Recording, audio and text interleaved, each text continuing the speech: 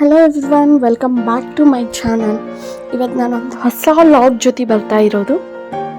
ಯಾವ ಲಾಗ್ ಅಂದರೆ, ನಿಮಗೆಲ್ಲ ಗೊತ್ತಿರೋ ಹಾಗೆ 500 ದಶಕಗಳ ನಂತರ ರಾಮೋತ್ಸವ ನಡೀತಾ ಇದೆ. ರಾಮ ಪ್ರತಿಷ್ಠಾಪನೆ ನಡೆಯಾಕತ್ತೈತಿ. ಇಡೀ ದೇಶ, ಇಡೀ ದಿನ ಖುಷಿ ಪಡೋ ಸಂಗತಿ.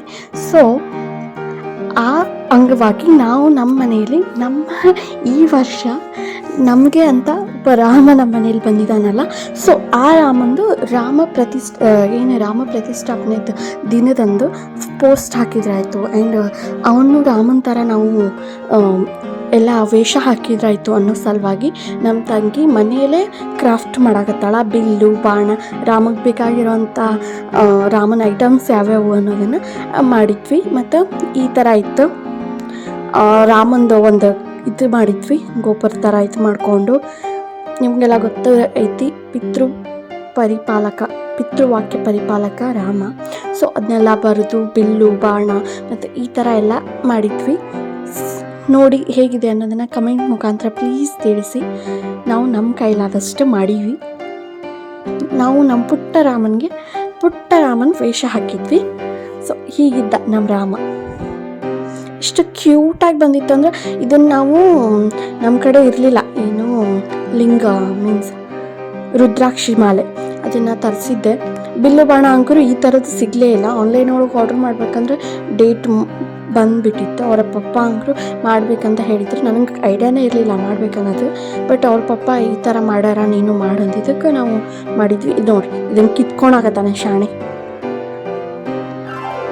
ರಾಮಂದು ಇದು ಫಸ್ಟ್ ಅಂದ್ರೆ ಸಂಡೇ ನೈಟ್ ಮಾಡಿದ್ವಿ, ನಾವು ವೇಷ ಹಾಕಿದ್ವಿ ರಾಮನ ವೇಷನ. ಈಗ 6 months ರನ್ನಿಂಗ್ ಒಳಗೈತಿ. ಈಗ ಕುತ್ಕೊಳಕತ್ತಾನ ಸ್ವಲ್ಪ, ಆದರೆ ನಾವಾಗೆ ಕುಂದಿರಿಸ್ಬೇಕು ಗುಂಡಣ್ಣನ. ಆ್ಯಂಡ್ ಈಗ ನೋಡ್ತಾ ಇರೋದು ಮಾರ್ನಿಂಗ್, ಅಂದರೆ ಬೆಳಿಗ್ಗೆ ನಮ್ಮ ಪಾಟ್ ಒಳಗೆ ಹೂ ಅಳಿದ್ವು. ನಾನು ಮನೆಯೊಳಗೆ ಸೋಮವಾರ ಬೆಳಿಗ್ಗೆ ಮನೆಯೊಳಗೆ ಈ ಥರ ಪೂಜೆ ಮಾಡಿದ್ದೆ. ನೈಟ್ ತನಕನೂ ನಿಮಗೆ ನೋಡ್ಬೋದು. ನಮ್ಮ ಊರಲ್ಲಿ ಕೂಡ ಅನ್ನದಾನ ಈ ಥರ ಎಲ್ಲ ಚೆನ್ನಾಗಿತ್ತು. ಇನ್ನು ಹನುಮಪ್ಪನ ದೇವಸ್ಥಾನದೊಳಗೆ ಅದು ಕೂಡ ಐತಿ. ನಿಮಗೆ ಒಂದಿಷ್ಟು ಕ್ಲಿಪ್ಸು ನೋಡಿ. ಇಷ್ಟ ಆದರೆ please like, share and comment and subscribe ಮಾಡ್ಕೊಳ್ಳಿ ನನ್ನ ಚಾನಲ್ನ ಪ್ಲೀಸ್. ನಾನು ನಮ್ಮ ತಂಗಿ ಒಂದಿಷ್ಟು ಅಕ್ಕಿ ಕಾಳನ್ನ ಭಾಳ ಕುಡಿಸಿದ್ಲು. ಸೊ ಅದರಲ್ಲಿಂದನೇ ರಾಮ ಅಂತ ಬರತ್ರಾಯ್ತು ಅಂತ ರಾಮ ಅಂತ ಎಲ್ಲ ಕಡೆನೂ ಬರ್ತಿದ್ದೆ ಹೊಚ್ಚಲ ಹತ್ರ. ಸೊ ಹೀಗೆಲ್ಲ ಇತ್ತು ನನ್ನ ಪೂಜೆ. ನೋಡಿ ಇಷ್ಟ ಆದರೆ ಮೊದಲೇ ಹೇಳಿನಲ್ಲ, like, share, comment and subscribe to my channel. ನಮ್ಮ ಮನೇಲಿ ರಾಮನ ಫೋಟೋ ಇರಲಿಲ್ಲ. ಏನು ನಾವು ಕ್ರಾಫ್ಟ್ ಮಾಡಿದ್ವಲ್ಲ, ಬಿಲ್ಲು, ಬಾಣ ಮತ್ತು ಏನು ಬರ್ತಿದ್ನಲ್ಲ ಅದನ್ನೇ ಇಟ್ಟು ಪೂಜೆ ಮಾಡಿದ್ದೆ, ಶ್ರೀರಾಮ ಅಂತ. ಮತ್ತು ಧ್ವಜ ಕೂಡ ಕೊಟ್ಟಿದ್ರು, ಅದರೊಳಗೆ ಹನುಮಪ್ಪನ ಇದನ್ನು ಇತ್ತು ಕೂಡ.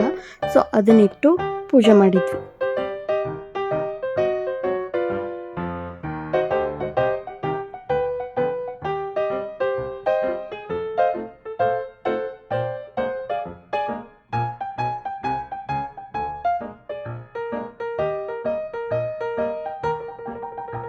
ನನಗೆ ಒಂದೊಂದು ನೆನಪಾಗತ್ತಿತ್ತು.